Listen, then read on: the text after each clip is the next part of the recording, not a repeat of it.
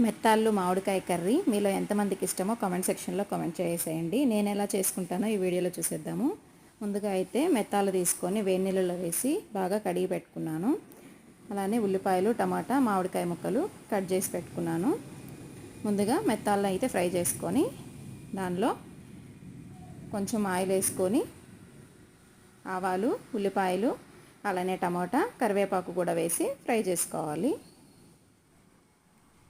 అంతా బాగా ఫ్రై అయిన తర్వాత టేస్ట్కి సరిపడా ఉప్పు, కారము, కొంచెం పసుపు, ముందుగా కట్ చేసి పెట్టుకున్న మామిడికాయ ముక్కలు కూడా వేసేసి కొంచెం వాటర్ వేసి మూత పెట్టి కాసేపు ఉడికించుకొని తర్వాత ముందుగా ఫ్రై చేసుకున్న మెత్తాలు కూడా వేసేసుకొని ఇంకాసేపు మూత పెట్టి ఉడికించుకున్నామంటే వేడివేడిగా మెత్తాలు మామిడికాయ కర్రీ అయితే రెడీ అయిపోతుంది.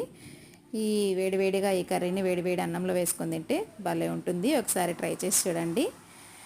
అలానే ఫస్ట్ టైం మన ఛానల్ చూస్తున్నట్టయితే సబ్స్క్రైబ్ చేయండి.